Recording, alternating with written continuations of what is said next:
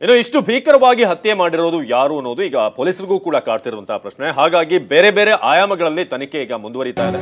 ಹಾಗೆ ಏನೆಲ್ಲ ಡೀಟೇಲ್ಗಳು ಕಲೆಕ್ಟ್ ಆಗುತ್ತೆ ಈ ಕೇಸ್ನಲ್ಲಿ ಅದೆಲ್ಲವನ್ನು ಕೂಡ ಈಗ ಪೊಲೀಸರು ಒಂದೊಂದಾಗಿ ಕಲೆ ಹಾಕಿದ್ದಾರೆ. ಸಿಸಿಟಿವಿ ಫುಟೇಜ್ ಇರಬಹುದು, ಜೊತೆಗೆ ಆಕೆ ಬಗ್ಗೆ ಸುತ್ತಮುತ್ತ ಇರುವಂತಹ ಮನೆಯವರ ಹೇಳಿಕೆ, ಹಲವು ಆಯಾಮಗಳಲ್ಲಿ ತನಿಖೆಯನ್ನ ಚುರುಕುಗೊಳಿಸಿರುವಂತಹ ಖಾಕಿ. ಬೆಂಗಳೂರು ಪೊಲೀಸರ ನಿದ್ದೆಗೆಡಿಸಿದಂತಹ ಮಹಾಲಕ್ಷ್ಮಿ ಹತ್ಯೆ ದೆಹಲಿಯ ಮಾದರಿಯಲ್ಲೇ ಆಗಿರುವಂತಹ ಒಂದು ಹತ್ಯೆ ಇದು. 50 ತುಂಡು ಮಾಡಿ ಫ್ರಿಡ್ಜ್ ಅಲ್ಲಿ ತುಂಬಿಸಿಟ್ಟಿರುವಂತದ್ದು ಆರೋಪಿ ಪತ್ತೆಗಾಗಿ ಈಗ ಕೇಂದ್ರ ವಿಭಾಗದ ಪೊಲೀಸರು ಬಹಳ ತಲೆ ಕೆಡಿಸಿಕೊಂಡು ಈಗ ತನಿಖೆಯನ್ನ ಶುರು ಮಾಡಿದ್ದಾರೆ.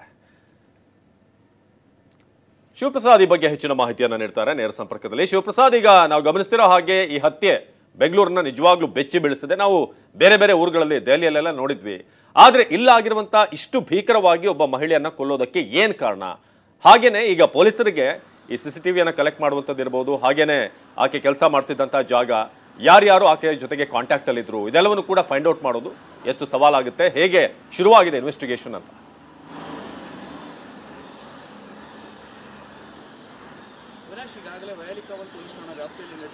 ಮಹಾಲಕ್ಷ್ಮಿ ಹತ್ಯೆ ಪ್ರಕರಣಕ್ಕೆ ಸಂಬಂಧಪಟ್ಟಂತೆ ಹಲವು ಆಯಾಮಗಳಲ್ಲಿ ಪೊಲೀಸರು ತನಿಖೆಯನ್ನು ಕೂಡ ಚುರುಕುಗೊಳಿಸಿರ್ತಕ್ಕಂಥ ಕೇಂದ್ರ ವಿಭಾಗದ ಪೊಲೀಸರ ನಿದ್ದೆಗೆಡಿಸಿರ್ತಕ್ಕಂಥ ಪ್ರಕರಣ ಇದು.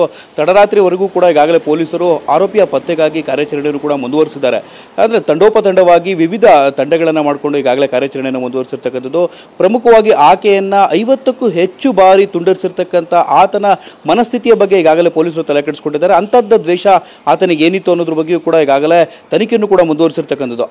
ಆಕೆಯೊಂದಿಗೆ ನಿಕಟ ಸಂಪರ್ಕವನ್ನು ಹೊಂದಿದಂಥ ವ್ಯಕ್ತಿ ಈ ಕೃತ್ಯವನ್ನು ಮಾಡಿರಬಹುದು ಅನ್ನೋ ಸಾಧ್ಯತೆಗಳಿದೆ ಅಂತ ಹೇಳಿ ಪೊಲೀಸರು ಈಗ ಅಂದಾಜಿಸುವಂಥ ಪ್ರಯತ್ನವನ್ನು ಮುಂದುವರಿಸಿದ್ದಾರೆ. ಅಷ್ಟೇ ಅಲ್ಲದೆ ಆಕೆಯೊಂದಿಗೆ ಸಂಪರ್ಕದಲ್ಲಿದ್ದು ಆಕೆಯನ್ನು ಪ್ರತಿದಿನ ಪಿಕಪ್ ಮತ್ತು ಡ್ರಾಪ್ ಅನ್ನು ಮಾಡ್ತಿದ್ದ ಒಬ್ಬ ವ್ಯಕ್ತಿ ಅಂತ ಹೇಳಲಾಗ್ತಿದೆ. ಆ ವ್ಯಕ್ತಿ ಯಾರು ಅನ್ನೋದ್ರ ಬಗ್ಗೆಯೂ ಕೂಡ ಪೊಲೀಸರು ಈಗಾಗಲೇ ತನಿಖೆಯನ್ನು ಕೂಡ ಮುಂದುವರಿಸಿದ್ದಾರೆ. ಆಕೆಯೊಂದಿಗೆ ನಿಕಟ ಸಂಪರ್ಕದಲ್ಲಿದ್ದವರಂತಹ ವಿಚಾರಣೆಯನ್ನು ಕೂಡ ಮಾಡ್ತಿರ್ತಕ್ಕಂಥದ್ದು. ಪ್ರಮುಖವಾಗಿ ಆಕೆ ಮಲ್ಲೇಶ್ವರಂಲಿರ್ತಕ್ಕಂಥ ಶೋರೂಮ್ ಒಂದರಲ್ಲಿ ಕೆಲಸ ಮಾಡ್ತಿದ್ಲು ಅಂತ ಹೇಳಿ ಮಾಹಿತಿ ಲಭ್ಯವಾಗಿದೆ. ಕಳೆದ 3 ತಿಂಗಳ ಹಿಂದಿನಿಂದಲೂ ಕೂಡ ಇದೇ ಒಂದು ಅಪಾರ್ಟ್ಮೆಂಟ್ ಅಂದರೆ ಒಂದು ಬಾಡಿಗೆ ಮನೆಯಲ್ಲಿ ಆಕೆ ವಾಸವನ್ನು ಮಾಡ್ತಿದ್ಲು. ಹಲವು ಮನೆಗಳಿದ್ದಾವೆ, ಪುಟ್ಟ ಮನೆಗಳು. ಮನೆಯನ್ನು 3,000 ರೂಪಾಯಿಗೆ ಬಾಡಿಗೆಯನ್ನು ಪಡೆದು ಆಕೆ ಅಲ್ಲಿ ವಾಸವನ್ನು ಮಾಡ್ತಿದ್ಲು. 500 ರೂಪಾಯಿ ಒಂದು ನೀರಿನ ಬಿಲ್ಲನ್ನು ಕೂಡ ಆಕೆ ಪಾವತಿಯನ್ನು ಮಾಡ್ತಿದ್ಲು. ಅಂದರೆ ಪತಿಯಿಂದ ಪ್ರತ್ಯೇಕವಾಗಿ ಆಕೆ ವಾಸವಿದ್ದು ಅಂತ ಹೇಳಿ ಮಾಹಿತಿ ಲಭ್ಯ ಆಗಿರ್ತಕ್ಕಂಥದ್ದು. ಆಕೆಗೆ ಒಂದು ಮಗು ಕೂಡ ಇದೆ. ಪತಿ ನೆಲಮಂಗಲದಲ್ಲಿ ವಾಸವನ್ನು ಮಾಡ್ತಿರ್ತಾರೆ, ಅಲ್ಲಿ ಕೆಲಸವನ್ನು ಮಾಡ್ತಿರ್ತಾರೆ. ಅದೇ ಒಂದು ಆಕೆ ವಾಸ ಮಾಡ್ತಿದ್ದಂತಹ ಮನೆಯ ಅಕ್ಕಪಕ್ಕದಲ್ಲೇ ಆಕೆಯ ಸೋದರಿ ಇದ್ರೂ ಕೂಡ ಈ ಘಟನೆಯಾಗಿ ಈ ರೀತಿಯಾಗಿ ಆಗಿದ್ರೂ ಕೂಡ ಆಕೆ ಗಮನಕ್ಕೆ ಬರದೇ ಇರತಕ್ಕಂಥದ್ದು.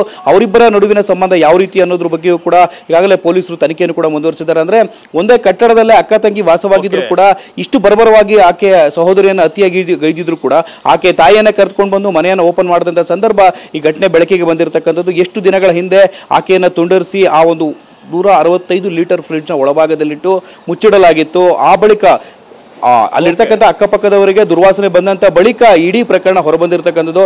ಆ ಬಳಿಕ ಅವರ ತಾಯಿಯನ್ನು ಕರೆಸಿ ಈಗಾಗಲೇ ವಿಚಾರಣೆಯನ್ನು ಕೂಡ ಮುಂದುವರಿಸಿದ್ದಾರೆ.